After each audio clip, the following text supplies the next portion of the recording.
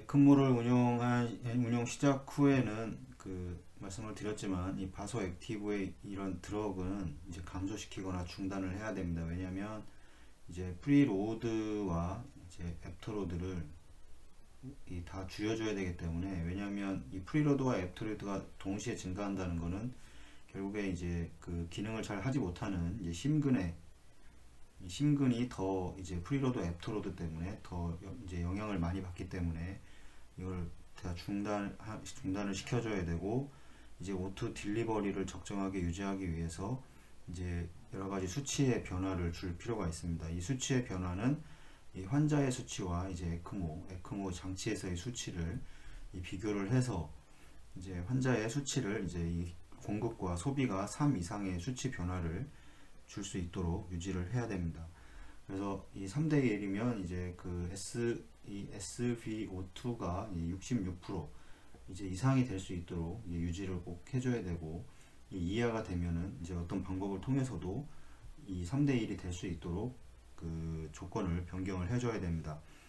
만약 오토 딜리버리가 이제 불충분하고 이 환자가 이제 빈혈 상태, 그러니까 이제 혈액의 헤모글로빈의 상태가 낮을 경우에는 가장 좋은 방법은 이제 혈액을 주입을 해서 이 정상 범위 내로 올려주는 겁니다. 그렇게 되면 이제 조직의 산소 전달이 더 훨씬 많아지기 때문에, 이 CPB와는 다르게 이 에크모는 헤모글로빈을 정상으로 유지를 해야 됩니다. 최소 35% 이상은 유지를 해줘야 이 정상적인 오토 딜리버리가 가능하게 됩니다.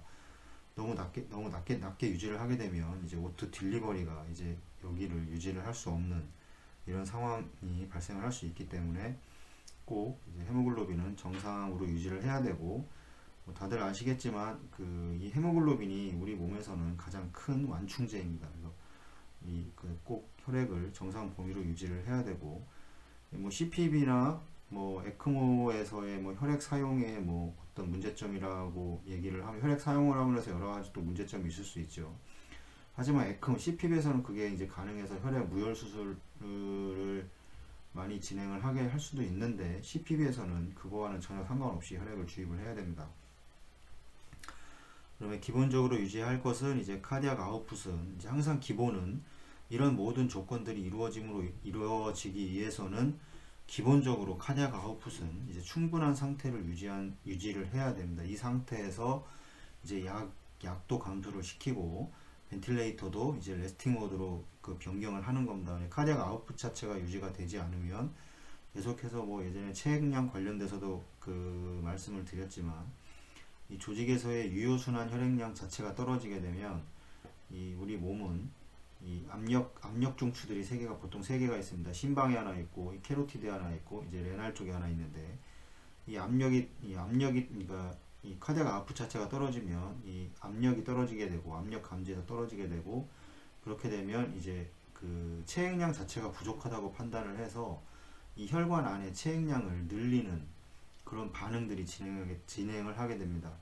그래서 키드니에서 이제 소듐을 다시 재흡수를 한다던가, 그 다음에 소변을 다시 다 재흡수를 한다던가, 이래서 혈관 안에 볼륨 자체를 늘려버리게 되고, 혈관 안에 소듐 자체가 늘어나기 때문에 이제 계속해서 물을 섭취를 하게 되고, 그렇게 되면 이제 점점 혈관 안에 볼륨이 많아지겠죠.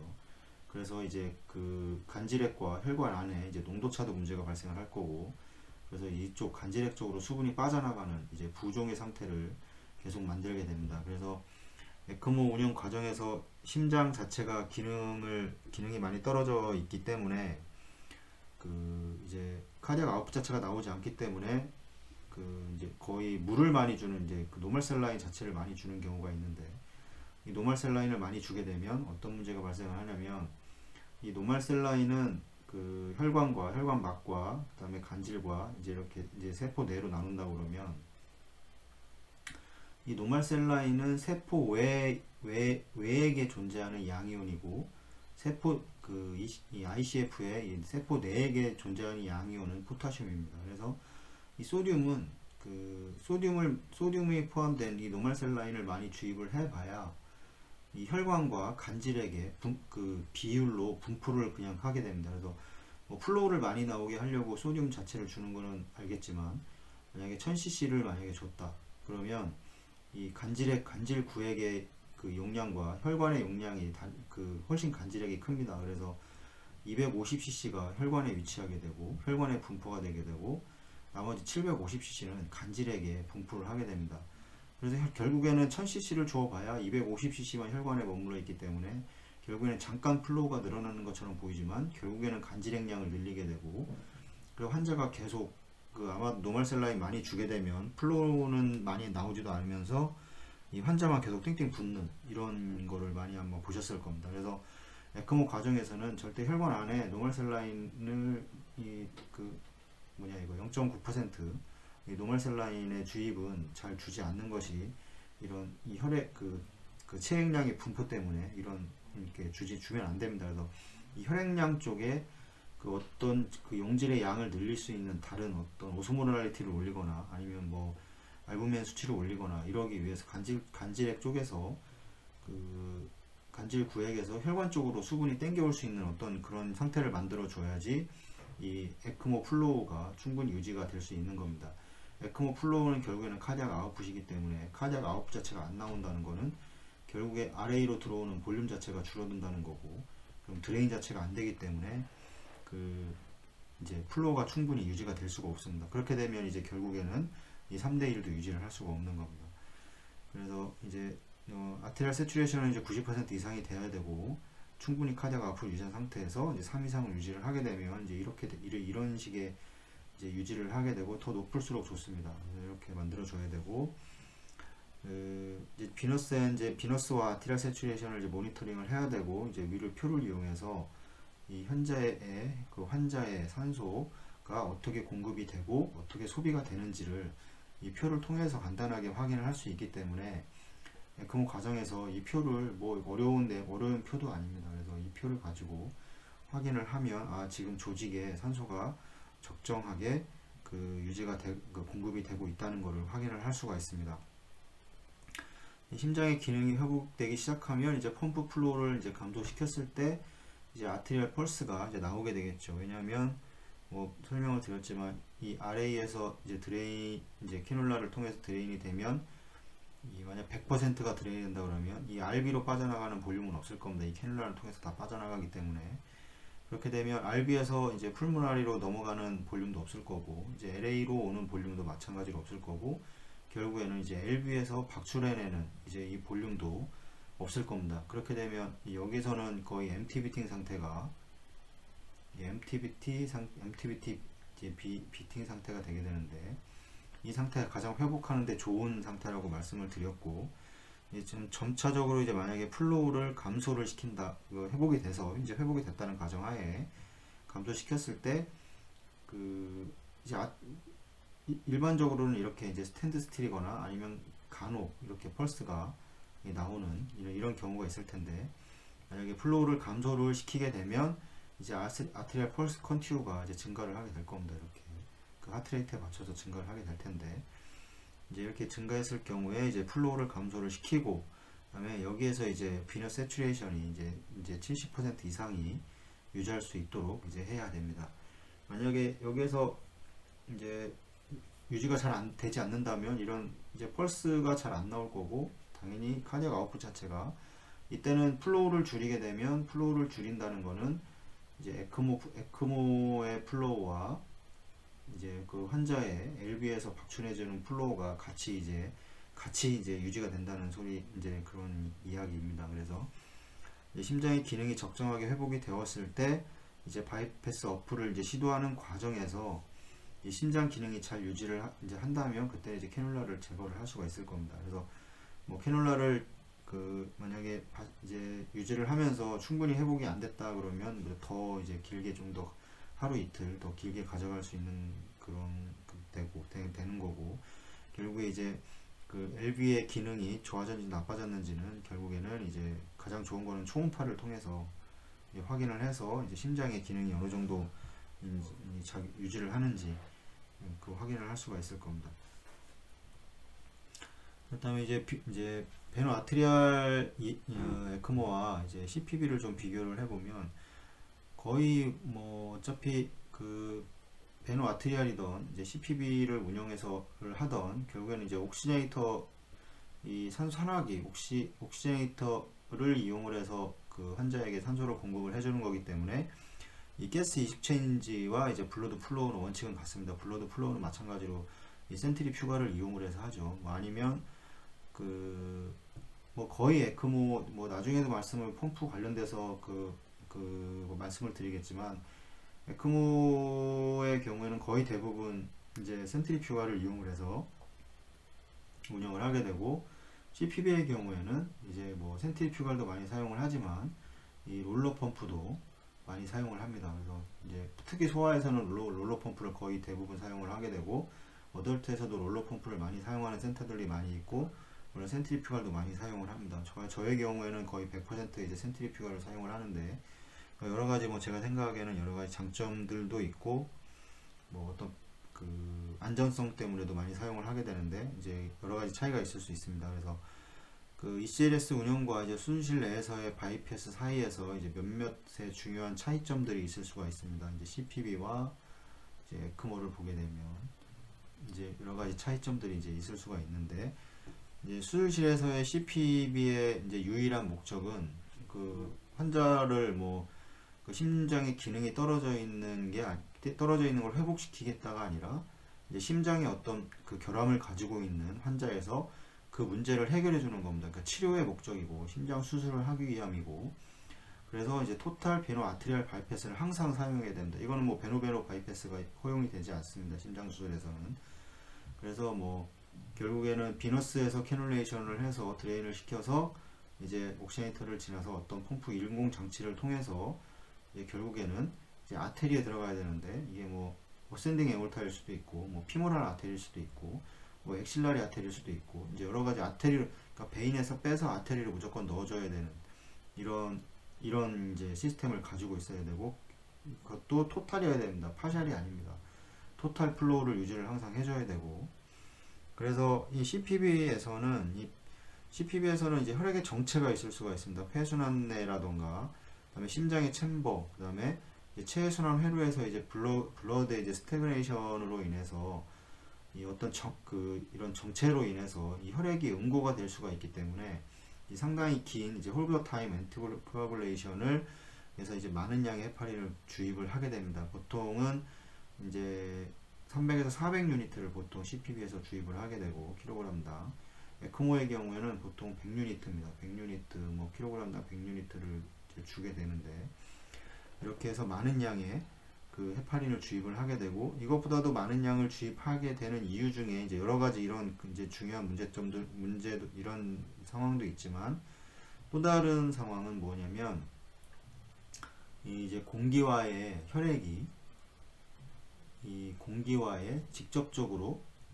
접촉이 있느냐 없느냐입니다. 그래서 근데 에크모의 경우에는 에크모와 CPB를 비교를 해봤을 때 에크모의 경우에는 그냥 생각만 해보시면 에크모는 공기와의 직접적인 접촉이 없습니다. 왜냐하면 모든 혈액이 회로를 통해서 회로로 다시 들어가기 때문에 하지만 CPB는 에크모와 다른 게 있죠. 이 리저버라는 게 있는데 이 혈액을 저장하는 리저버라는 장치가 있는데 여기에서는 공기와 직접적인 접촉이 이제 형성이 되게 됩니다. 그래서 이 공기와 직접적인 접촉이 생기기 때문에 이제 헤파린의 양이 많이 들어가게 됩니다. 그래서 뭐 그 우리나라에서는 하지는 않지만 그 외국에서는 이제 소프트백이라고 그래가지고 이제 지금 이제 이건 하드한데 딱딱하고 그 이제 소프트백이 있습니다. 이거는 공기와의 접촉을 양을 많이 줄이기 위해서 이제 소프트백을 이용을 해서 수술을 하는 경우도 있는데 이건 우리나라에서는 뭐 사용할 수가 없습니다. 그래서 그렇게 해서 헤파린 양을 줄일 수도 있겠지만 실제적으로는 CPB에서는 이 헤파린의 양이 많이 들어갑니다. 그래서 이제 그리고 또 주기적으로 또 줘야 됩니다. 이렇게 해서 킬로그램 줘서 ACT가 최소한 480초 이제 이상이 될 수 있도록 한 다음에 이제 체순환을 운영을 하게 되고 이거는 뭐 책에 나와 있는 내용이고 이게 그 다음에 이제 기계에 따라서 좀 달라질 수가 있는데 이건 그래도 480초는 이 기계가 어떤 특성을 가지고 있는지 정확하게 파악을 해서 이 기계일 때는 어떻고 이 기계일 때는 어떻고 뭐 이렇게 사용하는 게 아니라 이 480초 이상은 항상 넘어야 됩니다. 그래서 이거는 꼭 루틴으로 지켜야 되는 상황이고 그 다음에 CPB 과정에서 이제 많은 양인 헤파린 주입으로 인해서 이 엔티코아귤레이션은 이제 코로나리 사이너스라던가 이제 브론키알 이제 베인이라던가 이 아트리오 루미널 베슬과 데베시안 베인 등에서 이 조절되지 않는 지속적인 이제 블리딩이 발생. 이 블리딩이라고 하기에는 좀 그렇지만 이제 컬레테럴 플로우라고 얘기를 하는데 이것이 발생을 하게 돼서 챔버 내에 이 계속 혈액이 그 유입이 되게 됩니다. 이 보통 생각을 해보시면 이게 RA고 이게 SBC고 이게 IBC인데 RA에서 보시면 이 RB고 SBC, IBC를 캐놀레이션해서 완전 스네어링 한 다음에 완전히 이제 100% 이제 리저버로 이렇게 드레인을 시키게 되는데 그렇게 되면 말씀드렸지만 모든 혈액은 이제 캐놀라를 통해서 리저버로 이제 유입이 되기 때문에 RA에서 RB로 넘어가는 혈류는 없을 겁니다. 그렇게 되면 RB에서 설명드렸지만 이 풀모라리 넘어가는 혈액도 없을 거고 LA로 넘어오는 혈액도 없을 거고 다시 당연히 LB에서 박출해내는 혈액도 없을 겁니다. 근데 이상하게 여기서 다 혈류를 막았는데도 그 이런 LA라던가 LB에서 혈액이 계속해서 그 유입이 되게 됩니다. 그래서 이런 혈관들에 의해서 지속적으로 LB로 그 혈액이 유입이 되기 때문에 그 이런 종류의 이런 게 섀도우 블러드들은 이 카디오토미 석션 또는 이 오토 트랜스퓨전 뭐 어떤 그 셀세이버라든가 이런 통해서 다시 흡수를 재흡입을 해야 되고 필트레이션을 통해서 이제 비너스 리저버로 유입을 항상 하게 됩니다. 그래서 수술할 때 항상 보면 이제 컬레터럴 플로우가 그 맞냐 적냐 이제 여러 가지 그거를 판단을 하게 되는데 이 컬레터럴 플로우가 맞냐 적냐는 뭐 어떻게 판단을 할 수가 있냐면 CPB 중에서는 근데 에크모 과정에서도 이건 뭐 나중에 말씀을 드리고 에크모 과정에서도 이제 컬레터럴 플로우가 발생을 할 수 있지만 이 에크모 과정은 이렇게 그 어떤 카디오토미 석션 자체가 존재하지가 않습니다. 그 다음에 이 셀세이버도 뭐 사용할 수가 없고 그래서 이 아스피레이션을 할 수 있는 방법이 없습니다. 실제적으로 그렇게 되면 이 LB에 이 정체되어 있는 혈액을 어떻게 제거를 할 거냐 이 LA에서 LB로 넘어가기도 하고 이렇게 되는데 그렇게 되면 이거를 제거하는 게 이제 뭐 트랜스셉탈 뭐 이런 식으로 해서 이제 ASD를 이제 인위적으로 만든다던가 아니면 이제 그 피모랄 베인을 통해서 카테터가 들어가서 이제 LA에 이렇게 위치를 시켜서 이제 드레인을 시킨다던가 이제 이런 방법을 통해서 아니면 뭐 심장을 스터넘을 열고 들어가서 할 수도 있고 뭐 여러 가지 방법이 있을 수 있겠지만 그 심장 수술은 어차피 이제 그 스터넘 그 열고 하기 때문에 이런 카테터를 통해서 그 섀도우 블러드들을 다 그 다시 이제 리저버로 되돌려주게 됩니다. 그럼 리저버로 다시 또 되돌리는 이유도 이 혈액이 그 뭐 그 월성이라던가 이런 거로 빠져나가서 이 혈액에 손실이 있지 않게 다시 리저버로 그 카디오토미 석션이라던가 뭐 셀세이버라던가 아니면 뭐 이제 뭐 여러 가지 카테터를 통해서 다시 리저버로 혈액을 유입을 시켜서 이 혈액이 밖으로 빠져나가서 손실되는 이거를 없애기 위한 장치들이 많이 있습니다. 하지만 에크모는 그게 없죠. 이거 에크모의 좀 다른 점이고 그 다음에 이제 CPB 과정에서 이제 수술 필드 내에서 이제 블리딩과 이 하이 블러드 플로우와 관련된 위험성을 이제 최소화해야 됩니다. 그래서 CPB 같은 경우에는 아까도 말씀드렸지만 이 토탈 퍼퓨전을 진행을 해야 됩니다. 그래서 만약에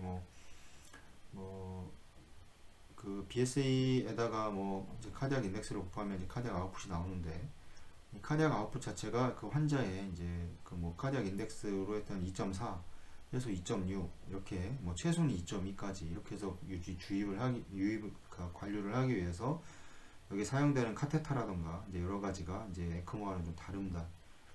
그래서 이거를 해서 그런 어떤 이 높은 이제 하이 프레셔와 그 다음에 이제 어떤 블리딩 때문에 이런 거에 대한 이제 위험성을 최소화하기 위해서 여러 가지 이제 모니터링 장치들이 이제 많이 들어가 있게 됩니다.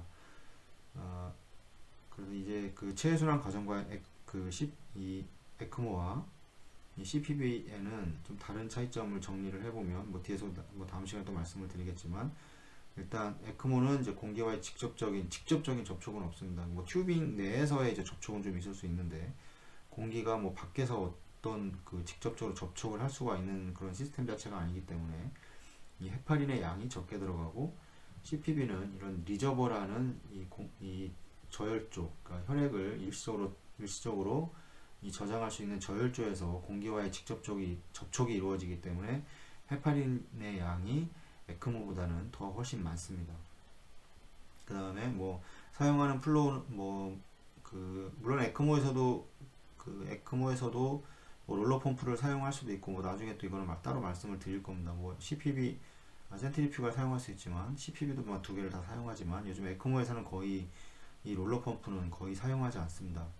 거의 사용하는 건 더 거의 센트리퓨가 펌프로 사용을 하게 되고, 이런 차이점이 있는 거를 설명을 드렸고, 여기서 또 다음 시간에 요거 관련돼서 또 그 어떤 다르고 어떤 공통점들이 뭐가 있는지 또 말씀을 드리도록 하겠습니다.